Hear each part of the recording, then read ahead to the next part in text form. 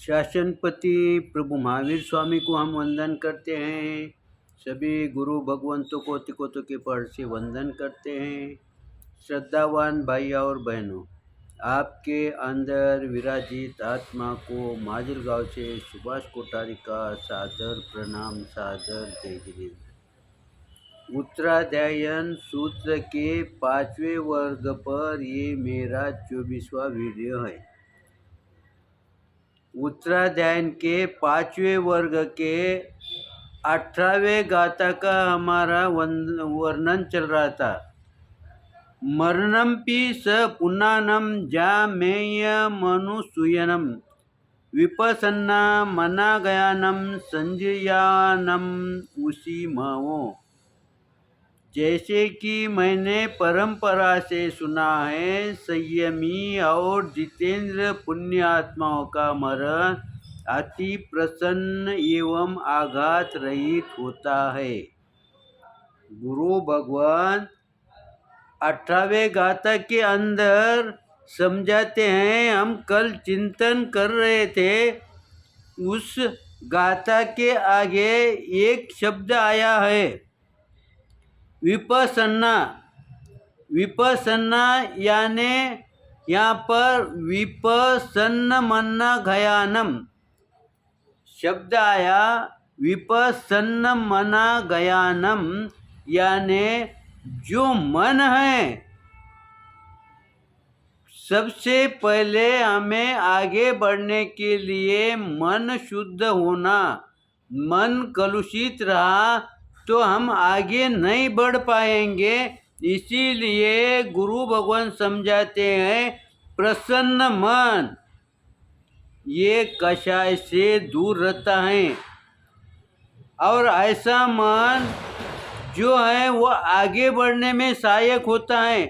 और इसका दूसरा इस शब्द का दूसरा अर्थ ये भी है, ये मन कैसा होता है, ये पाप नष्ट होने के कारण निर्मल बनता है। यानी इस मन के अंदर पाप नहीं होने की वजह से निर्मल बनता है। जब निर्मल मन होगा, शुद्ध मन होगा, उस समय उससे कषाय नज़दीक आएगी भी नहीं है। और जैसे ही कषाय नज़दीक नहीं आएगी, उस समय ऐसे जीव की हर क्रिया शुद्ध ही होगी। आगे गुरु भगवान समझाते हैं, इसका तीसरा अर्थ ये भी है कि ये जो मन है, ये शुभ कार्य में, धर्माचरण करने में और मृत्यु का नाम सुनकर भी ये भयभीत नहीं होता, क्योंकि ये शुद्ध मन है। उसे भय सताता है, न मोह सताता है, क्योंकि इसके पास मोह रहता ही नहीं है। जहाँ मोह नहीं रहता वहाँ भय नहीं रह सकता। इसीलिए गुरु भगवान इस शब्द के माध्यम से ये समझाते हैं कि जब शुद्ध मन होता है तब वह मन निर्मल बनता है, और जब निर्मल बनता है वहाँ भय नहीं रहता है, और जहाँ भय नहीं रहता वहाँ मोह भी नहीं रहता है। जब ये सब चीज़ें नहीं होती है, उस समय वो मन कैसा होता है, घाती कर्म का उसे बंध नहीं गिरता, क्योंकि वो घाती कर्म करता ही नहीं है। आगे गुरु भगवंत कहते हैं, ऐसा पुण्यशाली आत्मा का ही ऐसा मन किसका होता है, जो पुण्यशाली। क्योंकि यहाँ पर भी ये सब क्रिया करने के लिए उसको पहला पुण्य की आवश्यकता है। जैसे हमें कोई व्यवहार करने का है, कोई व्यवसाय करने का है, तब माता पिता हमें पूंजी देते हैं। वो पूंजी थोड़ी देते हैं, उसको हम बढ़ाते चलते हैं, लेकिन शुरुआत में हमारे को मूल पूंजी मिलना जरूरी है। वैसा ही धर्म के अंदर में पहले मूल पूंजी किसकी है, कौन सी है? मूल पूंजी हमारा पहले जन्म का पुण्य है, क्योंकि पहला थोड़ा बहुत तो भी पुण्य नहीं रहा तो हमें ये बातें सूझती नहीं है। इसीलिए हमारी मूल पूंजी जो हमारा पुण्य है, पिछले जन्म का, पिछले गति का जो शेष बचा हुआ पुण्य है, वो हमें इस जन्म में आगे बढ़ने में सहायक बनता है। ऐसा पुण्य आत्मा अपुण्य वालों से, यानी जिनका पुण्य नहीं है, वो आगे नहीं बढ़ेगा। लेकिन जिनका पुण्य थोड़ा क्यों होता नहीं है, थोड़ा भी पुण्य रहा तो वो आपको आगे का मार्ग दिखाएगा। जैसा ही आगे का मार्ग दिखाएगा तब हमारा पुरुषार्थ जगेगा। पहले पुरुषार्थ नहीं जगेगा। अब जब पुरुषार्थ जगेगा और पहले जन्म का थोड़ा बहुत पुण्य हमारे को सहायक बनेगा, तब हमें आगे बढ़ने के लिए प्रेरणा मिलेगी।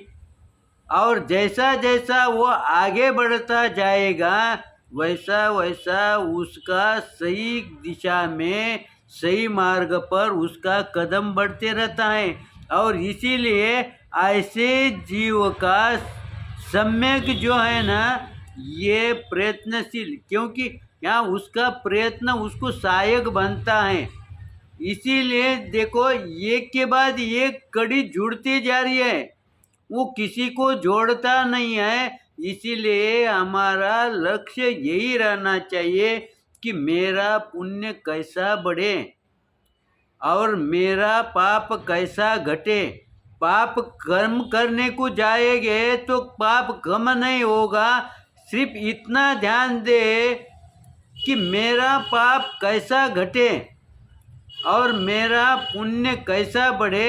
इसका अगर हम प्रतिपल ध्यान रहे, सजग रहेंगे, तो हमारा पुण्य थोड़ा थोड़ा बढ़ेगा।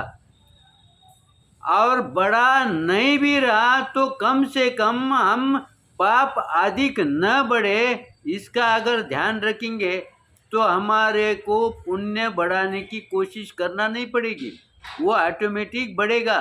और जैसा ही पुण्य बढ़ेगा, आगे के भव के लिए हमारा थोड़ा तो भी पुण्य बचे वाला होना, शेष होना, पाप से अधिक थोड़ा तो भी पुण्य रहा तो हमें आगे की दिशा, आगे के भव में हमारे को पुरुषार्थ करने के लिए वो प्रेरणादायी होगा, प्रेरणा स्तोत्र होगा। और हमारे को जो भी हम कार्य करेंगे उसमें हमें सफलता मिलेगी। और जैसे जैसी सफलता मिलेगी वैसा वैसा हमारा मन उसमें लगेगा। आज हमारा मन धार्मिक कार्य में क्यों नहीं लग रहा? क्योंकि पुण्य का संचय कम है और पाप का संचय अधिक है। इसीलिए हमें आज पुण्य करने के लिए, स्थानक जाने के लिए या कोई शास्त्र पढ़ने के लिए हमारा मन नहीं कर रहा, हमारी इच्छा नहीं हो रही, हमारे मन से प्रेरणा नहीं मिल रही। क्यों प्रेरणा नहीं मिल रही? क्योंकि हमारे पुण्य में कमी है। और ये कमी बढ़ाने के लिए हमें अब जागृत होना चाहिए। अभी हमें जागृत क्यों होना चाहिए? इसके पहले क्यों नहीं जागृत हुए? इसके पहले हमारे बात वो ध्यान में नहीं आई, आज हमारे ध्यान में आई। ये क्या कम है? आज हमारे वो कौन सी चीज़ करना, कौन सी चीज़ नहीं करना, इसका ज्ञान आज हो गया तो भी ये बहुत कुछ है। क्योंकि अब हमें आगे का मार्ग, सही मार्ग मिलेगा, सही प्रेरणा मिलेगी। इसीलिए गुरु भगवंत कहते हैं कि आज हमें जागरूकता मिली, आज हमारे ध्यान में आ गया कि एक चीज़ अच्छी करने के बाद दूसरी चीज़ हमें ऑटोमेटिक प्राप्त होती है। इसीलिए गुरु भगवान इस 18वें गाथा के माध्यम से हमें ये समझाते हैं कि तुम पुण्य कैसे बढ़े, इसके प्रति सतर्क रहे, हमेशा जागृत रहे। और साथ में ही पाप कैसा घटे, जो हम क्रिया करते हैं वो क्रिया करना है, लेकिन उस क्रिया के माध्यम से मेरा कम से कम पाप का बंद हो, इसकी जागरूकता अगर हमारे में आई तो समझना हम आगे बढ़ रहे हैं। इस तरह से समय को देखते हुए मेरे से निश्चित रूप से कुछ गलत आया होगा तो आप क्षमा करेंगे, सही आया होगा तो लाइक करेंगे, शेयर करेंगे। इसी आशा के साथ ओम शांति।